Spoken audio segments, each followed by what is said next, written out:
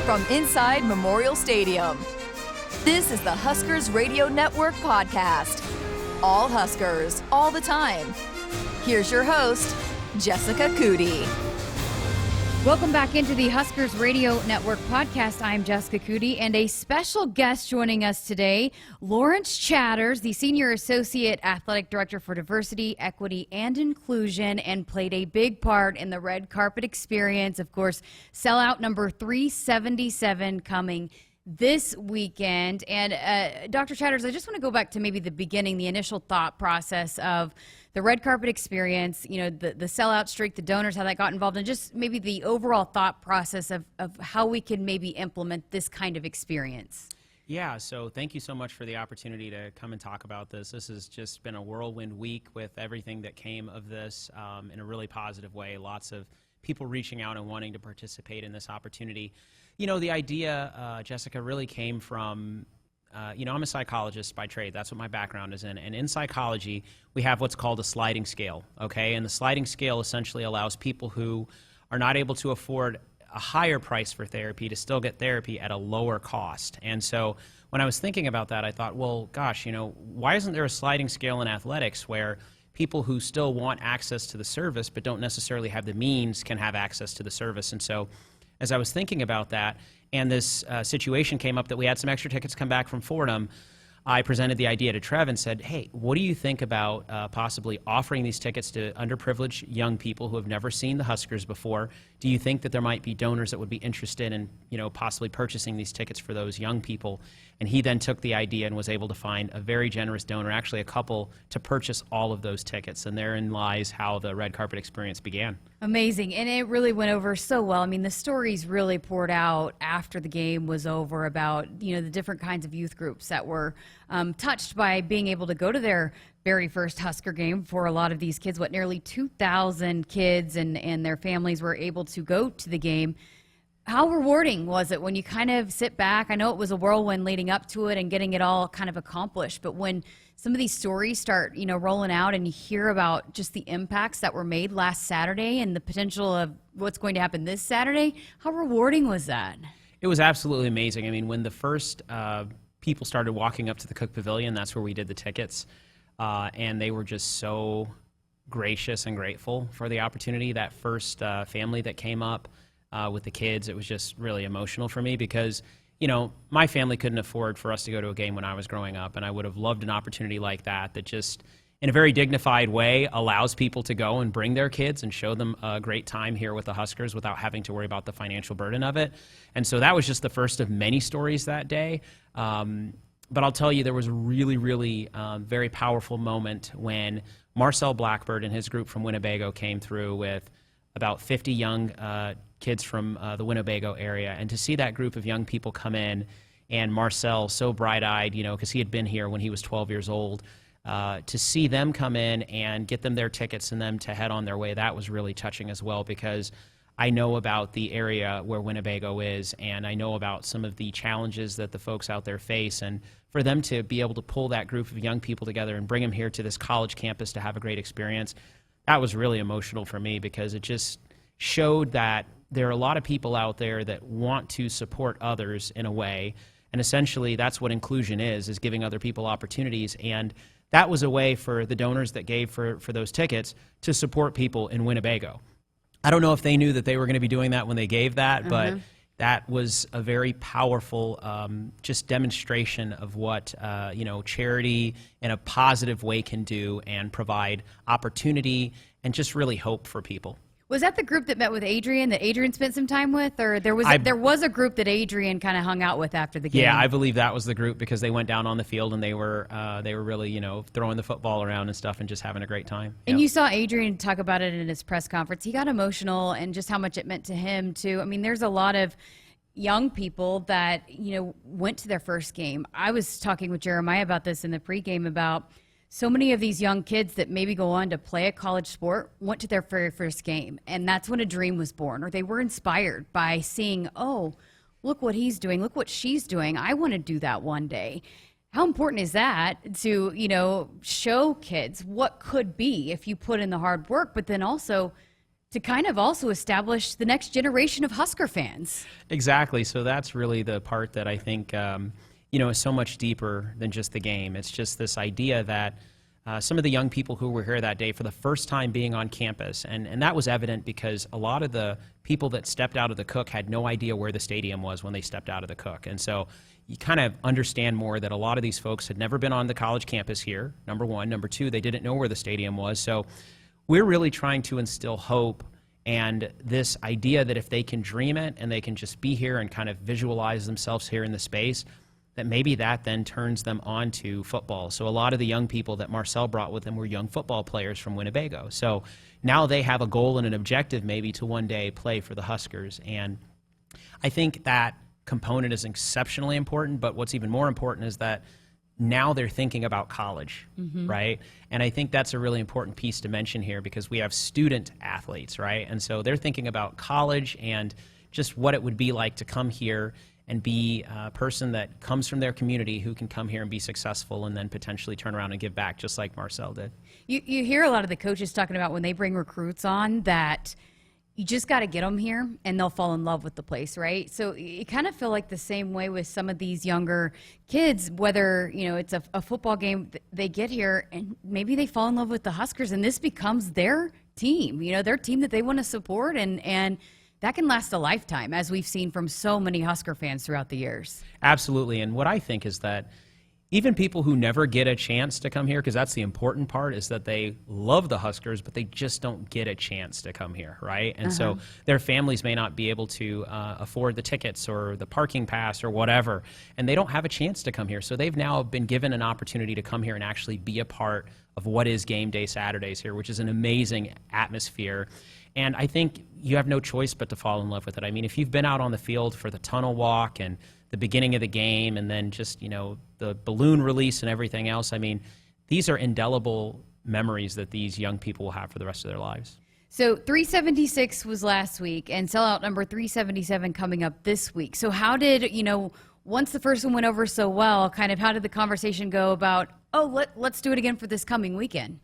Yeah, so after the first one went so well, first of all, we still had some tickets that were outstanding, and that's an important component here is that there's outstanding tickets. So we sat down as a senior staff and just thought, well, what are we going to do this time around? I mean, this went really well. We want to try to maybe do it again. And we had another very generous donor step up and purchase about 1,000 tickets for these young people because of, I think, what that individual saw from the first time around. And so then, man, we're back in the saddle again, getting the information out to have more people come in this second time around. And, this time around we've learned some stuff from the first time, so we'll be even better this second time around. We're going to add some pieces to the experience. So we're going to try to have some student athletes come over if they can and interact with young people prior to the kickoff and stuff like that, just to kind of maybe show them, hey, these are some of the people that are here in our athletic department. They're also students. They'll be excited to talk to them about their majors and everything else. Again, connecting them in a really positive way to the experience. We'll have some music in the space this time around. We didn't have music last time. I love music, so I think it just adds a little bit of more atmosphere there. And then we'll maybe just have some games for them. And so we're going to keep rolling with this thing. I talked with Coach Cook, and he was really excited about the possibility of expanding this to volleyball in a way.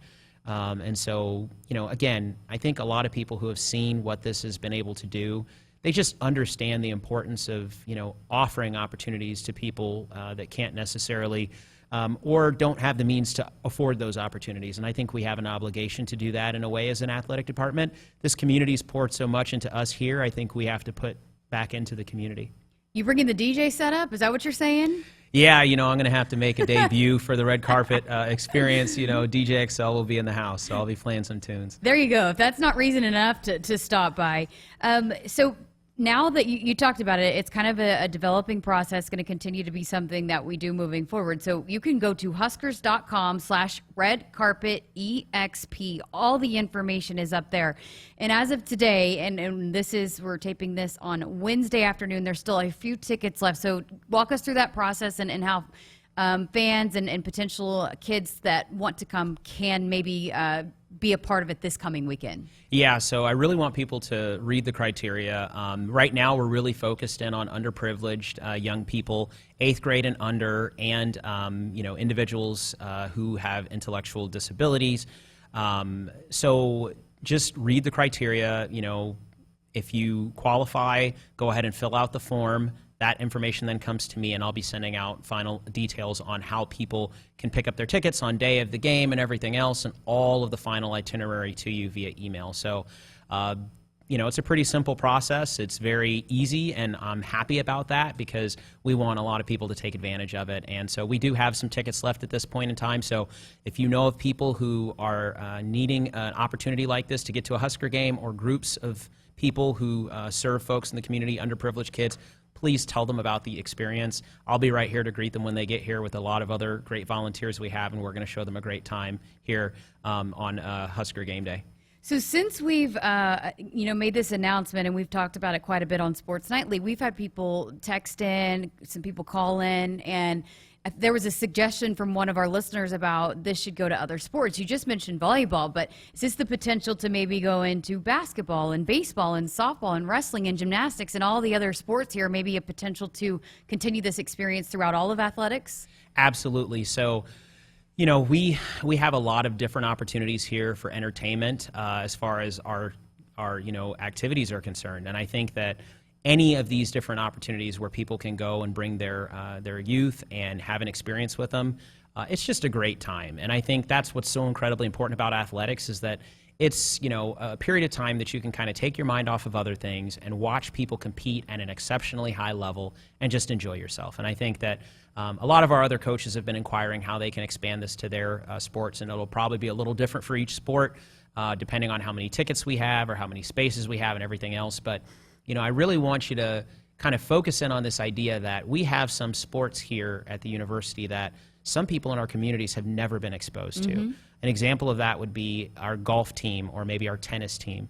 I've already had conversations with those coaches about how we can open up the opportunity for their student athletes to interact with young people from the community, to just make them consider what the possibility of being a tennis athlete would be, or a golf athlete, right? Those are traditionally country club sports. And so we've been talking about access, and we've been talking about inclusion as well. And the inclusion piece includes the possibility of maybe partnering with some of our tennis folks here in town that participate in the wheelchair tennis, wheelchair basketball, just really opening this idea up that, athletics, and we could see from the Paralympics that go on a, every 4 years basis, that there are people with different levels of ability that are very capable athletes, right? We just have to expand our thought process about that. And we also have to expand the access to athletics to more people as well. And again, obviously the kids are the most important component of this, but also you think about if maybe this kid falls in love with the sport and wants to bring the family to another competition, and then you got the atmosphere, then you got the fan support, which also, pays dividends for a team that's competing here in Lincoln, that they've got, the home support, the crowd support behind them in these venues. That's right. It's our brand that our fans fall in love with, but it's mainly our student athletes too. It's their personalities, it's their dedication to their craft that I think our fan base really loves, and everything that goes into that. I mean, we have amazing students here, and they're not just athletes, they're amazing human beings. And so for these young people to get to know those student athletes and connect with them at the games and come to root for those student athletes and everything else, it's just a beautiful thing. And again, if that lifts up a person's weekend and makes a great opportunity for them to spend the weekend with their family doing something special, then we really appreciate that as well. Do you remember going to your first athletic event? Yeah, so that's really, an emotional thing for me, because my dad really loved basketball, and we'd go to basketball games together. And, I just remember how passionate he was about basketball. He wanted me and my brother to play basketball. And so my first sporting event was a basketball game. I believe we would have gone to see the Harlem Globetrotters. Wow. And we went as a family, and it was a, ticket deal where, the tickets weren't that expensive. And my dad was Air Force, and so we got a military discount, and he took all of us. And man, it was quite a show. We saw the Harlem Globetrotters. They're just amazing anyway, but just to see my dad laugh and have fun, that brings back really fond memories. That's amazing. I think we all do. I mean, same thing for me. Mine was a basketball game as well, an Oklahoma basketball game that my dad took me to. So it's just, I mean, you just remember that and you cherish that forever. So it's just such an incredibly important kind of initiative that has been started here with the Red Carpet Experience. I'm so excited about it, and I can't wait to see where it goes moving forward. Absolutely. And what I want all Nebraskans to know is that, this is really what we've created here at Nebraska as Huskers, is this experience that people really want to be a part of. And it's something that we should be very proud of. And I think our sellout streak is something that we should hold on to as long as we can, especially if keeping that sellout streak means that we're offering the opportunity to people who traditionally wouldn't be able to afford to come here, that opportunity.